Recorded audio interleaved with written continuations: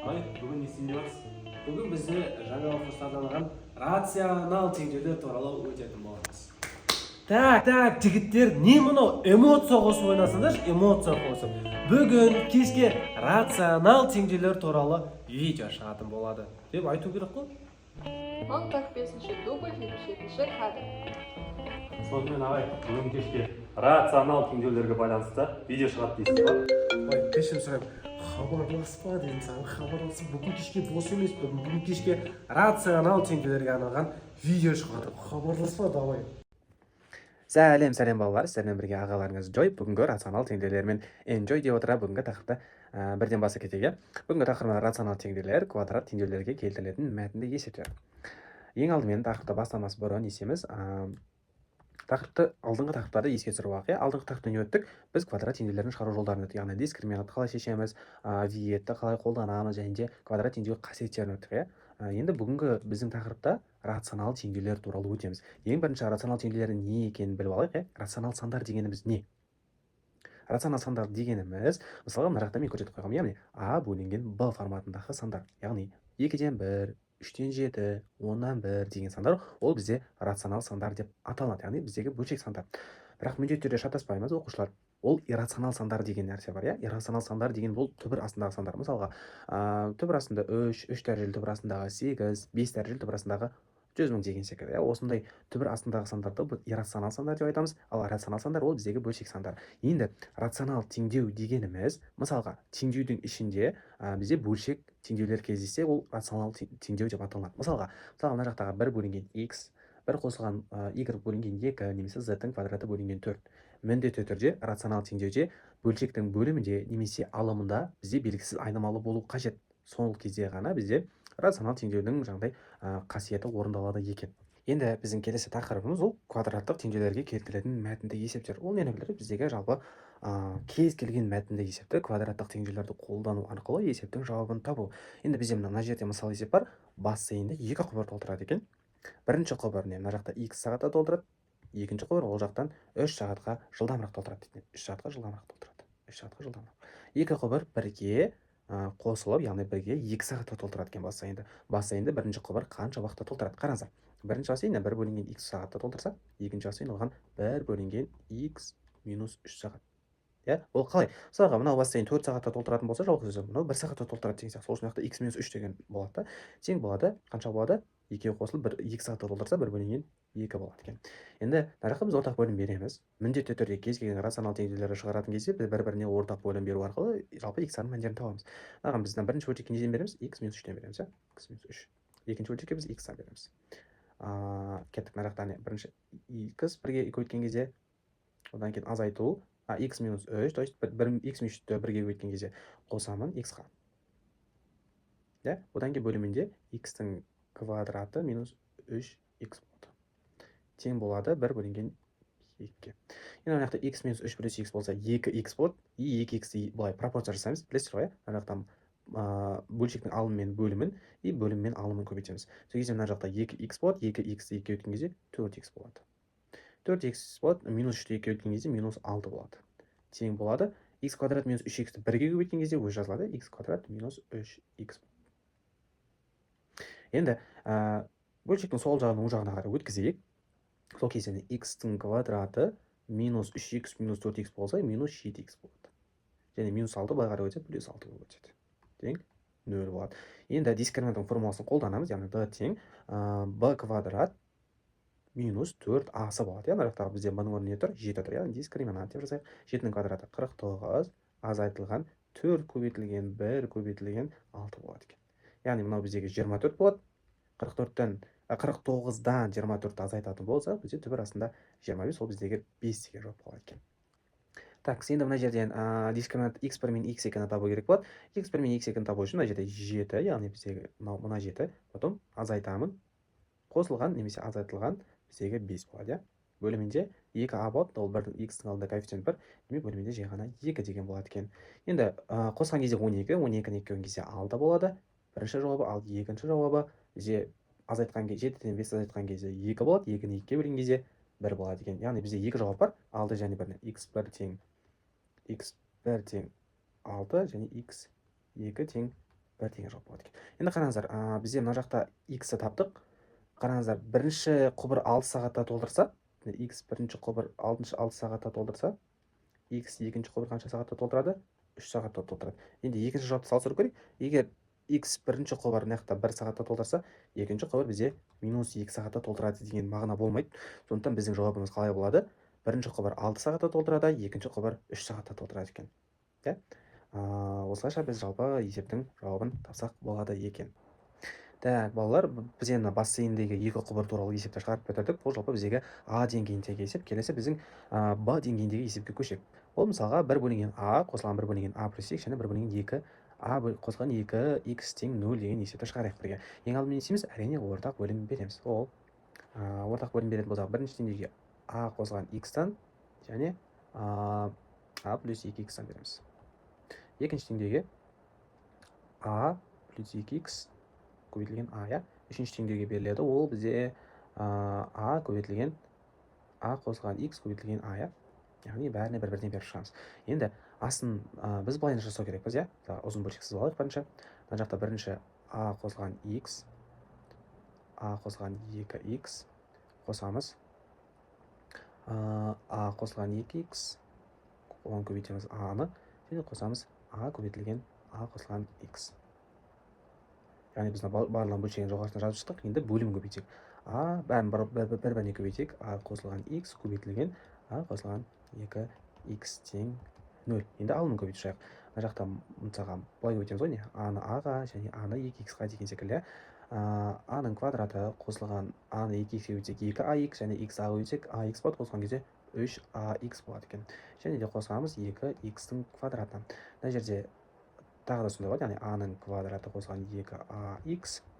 Және де мына жаққа қалай болады? А-ның квадраты қосылған AX, яғни үшінші көбейтіндіні көбейткен кезде бөлімі солай қалады.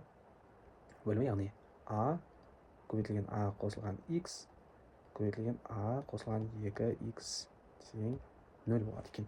Енді өте маңызды жағдай бар. Яғни біздегі бөлшектің бөлімі ешқашанда 0-ге тең бола алмайды деген сөз. Яғни бізде нені білдіреді? Бөлшектің бөлімі 0-ге тең болса, мысалға мына жақтан бір санды 0-ге бөле алмаймыз деген мағына ғой. Демек, осыны біз ешқашанда бөлуге болмайды екен. Сондықтан да бізде мына жақта А қосылған А плюс X көбейтемін. А қосылған 2X-ті мен 0-ге тең емес деп алайын, иә? Яғни қайта жазып жіберейін. Яғни біздегі мынандай жағдай ғой. А тең емес 0-ге, А қосылған X тең емес 0-ге, және де А қосылған 2X тең емес 0-ге болады екен. Яғни сол жерде бізде жауап А тең емес минус X-ға, А тең емес минус 2X-ға немесе керісінше жазсақ болады, X тең емес минус А-ға деген секілді. Енді мына жақтан өрнектерімізді өрнектеп алайық. Бұл жерде не шығады бізде? 3А-ның квадраты қосамын. 3AX қосылған 2AX қосылған AX болса 6AX шығады екен.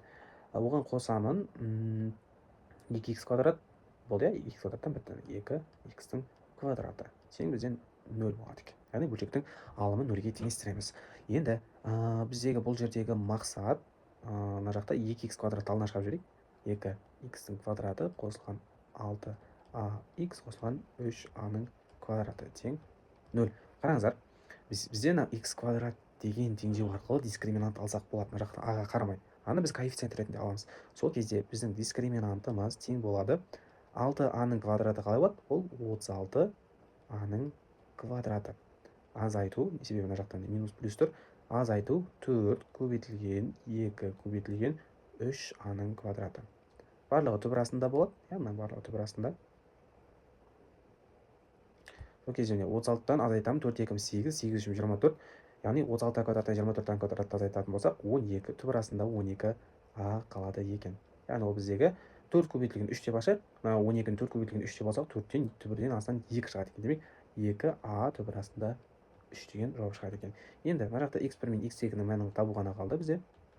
Ол бізде минус 6А, яғни мына жақта иә, плюс минус 2А түбір астында 3 бөлінген 4 екен. 2-ге 2 бөлсе 4 болады екен. Енді мына жақта біз 2А-ны жақшының сатына шығарып жіберсек, сол кезде мына жақта 2 мен 4 қысқарып кетеді. Яғни мына жақта А-ны көбейтемін. Минус 3А плюс минус түп арасында 3 бөлінген 2 деген жауап қалады екен. Яғни x1 мен x2-ның жауабы бізде осындай екен. Ең алдымен біз қалай жасадық? Ортақ бөлім бердік теңдеуге. Ортақ бөлім беру арқылы орны аштық жақшаларды. Жақшаларды ашып біз жіктедік, яғни қосатындарын қосып, азайтатындарын азайттық, иә. Және осылай біз квадраттық теңдеу көбейттік. Ал бөлімін не істедік? Мына бөлшектің бөлімін а көбейтілген а қосылған x көбейтілген а плюс 2x-ті тең емес 0-ге деп алып, каждый а тең емес 0-ге, а плюс x тең емес 0-ге, а плюс 2x тең емес 0-ге деп алып шығарамыз. Яғни біздің мына бөлшектегі мәндеріміз минус x-ге тең емес а-мыз, иә. Және де а-мыз минус 2x-ге тең емес, және де а-мыз 0-ге тең емес болады екен. Себебі біз санды 0-ге бөле алмаймыз. Осы қасиетті міндетті түрде қолданамыз. Енді келесі бізде с деңгейіндегі мәтіндік есепті квадраттық теңдеулер қолдану арқылы шығарайық. Бізде көрермендер залында 320 орын бар. Әр қатардағы орындар саны бірдей, яғни қанша қатар болса да, орындықтардың саны бәрібір бірдей болады. Әр қатардағы орындар санын 4-ке артырып, тағы бір қатар қосса, ол 420 болады екен. Залда қанша қатар бар дейді. Енді қараңыздар, бізде мына жақта x-ті орын деп алайық. Орын. Ал мына жақта y-ды бізде қатар деп алайық. Қатар. Енді қараңыздар, бізде қанша қатардың санын орындықтардың санына көбейтсек, бізде орындықтың саны шығады, иә? Мысалға x қатары мен y орындықтарын x орын мен y қатары көбейтсек, бізде 320 шығады екен. Демек, x көбейтілген y тең 320. Енді осы орындықтың санын 4-ке арттырып, қатарды 1-ге арттырсақ, бізде 420 шығады екен. Иә? Осылай біз қарапайым жүйені шығарсақ болады екен. Енді мына жерден біз қарапайым x өрнекте алып, 320-ны бөлемін мен қаншаға y-ға. Иә, осылай мен мына x орнына қоя саламын да. 320 бөлінген y қосылған 4 бөлемін қаншаға? Ақыл көбейтемін y қосылған 1 бөлінген тең 420. Енді осы жерде мен мынау пропорциямен көбейте саламын. То есть 320 бөлінген y-ды y-ға, сосын 1-ге қосып бір-біріне көбейте саламын. Бірінші көбейтсек 320 болады, одан 1-ге көбейтсек 320 бөлінген y болады, сосын аяқтан 4y болады көбейткен кезде, және 4-ті 1-ге көбейтетін болсам 4 болады екен тең 420. Енді қараңыздар, 420-дан 320-ны азайтам, 100 қалады, 100-ден 4-ті айтатын болсам 96 қалады екен. Және мен мынаған y деген ортақ бөлім беріп жіберемін бірден. 320 қосамын 4y-дың квадраты бөлемін y-ға тең болады, мына жерден 96 қалады екен. Мына түсінікті деп ойлаймын. Енді мына жерде қараңыздар, мына y-ды 96-ға көбейтіп, барлығын 4-ке бөліп тастайық. Сол кезде біз теңдеуіміз қысқарып, кішкене жеңілдеп қалады да. Сол кезде мен мына жаққа жасайын. Бірден мына жақта 4y квадрат қой. 4y квадратты 4-ке бөлсем, y-дың квадраты, сосын былай қарай 96y-ды 4-ке бөлсек 24, и мына жаққа минус 24y болып кетеді. Және плюс 320, ол 4-ке бөлетін болса 80 болады екен тең 0. Осы жерде мен дискриминантын шығарамын. 24-дің квадраты 576-ны азайтамын 80 көбейтілген 4-ке. Және мына жақтан бізде 256, ол жерден бізде 16 шығады. Енді қараңыздар, бізде y 1-2-ні табатын болсақ, 24 плюс минус 16 бөлінген 2. Енді қараңыздар, бізде бастапқы есептің шартын есімізде, иә? Жалпы